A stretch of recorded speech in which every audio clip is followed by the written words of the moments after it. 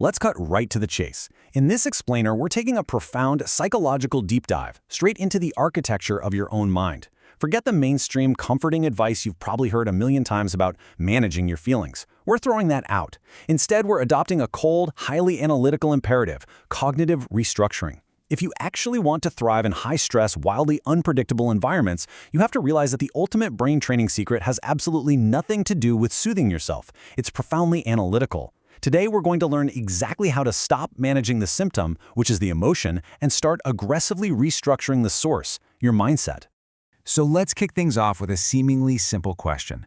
Why do stress balls almost always fail? I mean, really, why does furiously squeezing a little piece of foam or doing deep breathing exercises while staring at a disastrous, passive-aggressive email from your boss usually leave you feeling just as overwhelmed 5 minutes later? Well, it's because these methods rely on a fundamental fallacy. They mistakenly assume that emotional distress is just this physical buildup of energy that literally just needs a physical release. But as we'll uncover through the pioneering work of psychologists like Alfred Adler and Daniel Kahneman, that idea is a total illusion. Physical emotional release simply does not solve high-stakes, high-stress cognitive problems. Our crucial imperative here is this: stop managing the symptom and fix the source. Think of it like a glaring red warning light flashing on your car's dashboard. Emotional distress, whether that's creeping anxiety, a sudden angry outburst, or just overwhelming stress, is just the blinking light. It's the symptom. When you try to just manage your emotions, you're essentially slapping a piece of duct tape right over that warning light. To actually endure and conquer unpredictable environments, we have to rectify the source of that signal. And the source? That's your underlying cognition. It's the automatic mental framework dictating exactly how you perceive the crisis in the very first place. To really understand this mental source code, we've got to look at the Nobel Prize-winning research of Daniel Kahneman, specifically his concept of heuristics. So what exactly are heuristics? They're basically idiosyncratic, automatic mental shortcuts that entirely bypass critical analysis. You can think of them as your brain's autofill feature. You see, processing every single piece of data in a crisis just takes way too much energy, so our lazy brain defaults to these heuristics. It generates impressions and feelings with little to absolutely no effort. The problem? In high-stakes situations, this craving for cognitive ease leads to severe and frankly sometimes catastrophic miscalculations. It turns out the architecture of your mind operates on two very distinct systems. System 1 is fast, it's automatic, and it's highly emotional.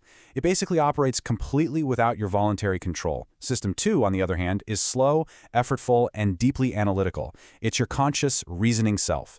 And here is the absolute vital realization for us today.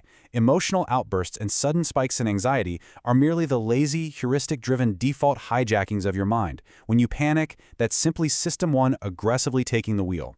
Sustainable resilience demands that you force that slow, analytical mind to wake up and deliberately retake control. Now, you might be wondering, why does System 1 hijack us so spectacularly? Well, it all comes down to a few fundamental algorithmic flaws. First, it suffers from a phenomenon called what you see is all there is.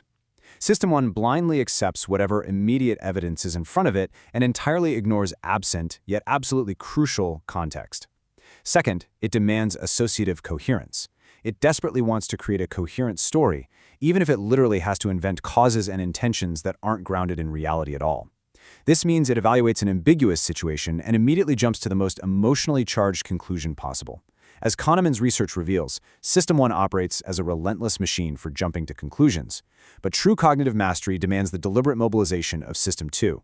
This inherent mental deception is brilliantly illustrated by the famous Mueller-Lyer visual illusion. Just take a look at this. At first glance, your System 1 immediately and automatically screams that the bottom line is clearly longer, right? It's an effortless, totally intuitive assessment. And it is completely false. If you actually measure them, they are perfectly identical in length.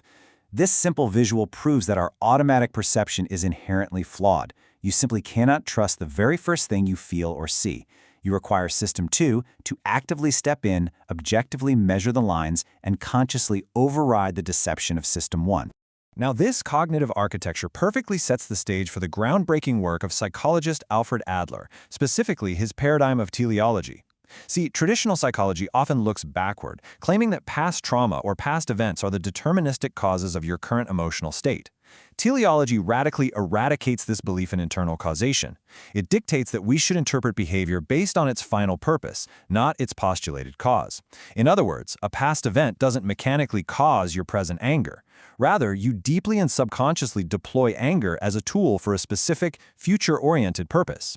It's all about how your mind strategically chooses to assign meaning to events. Which brings us to a highly uncomfortable but immensely powerful truth. Adler actually viewed emotions as psychological arrangements. To quote a core philosophy drawn directly from his work, emotional distress is not the inevitable consequence of past adversity, but a purposive arrangement, a fiction, designed by the mind to safeguard our self-esteem. Let that sink in for a second. When you experience a crippling emotional outburst, your mind is literally deploying a neurotic arrangement to provide you with an alibi. It's handing you an excuse to avoid a difficult task, to dodge responsibility, and ultimately to protect your fragile ego from the terrifying threat of failure. We see a stark divergence in how people navigate crises based on this, and honestly, it poses a direct challenge to how you might be operating right now. The victim mindset operates entirely on System 1. When a challenge arises, it uses emotional distress as a convenient alibi. You know the drill. I'm just too anxious to do this. Or, my past trauma makes me too angry to cooperate. It heavily protects the ego, sure, but it solves absolutely nothing. The strategic mindset, conversely, deliberately mobilizes System 2. It ruthlessly strips away that emotional alibi, steps completely outside the self, and analyzes the empirical data objectively. The strategist looks at the board and asks, what are the exact structural requirements of this situation, and how do I execute them?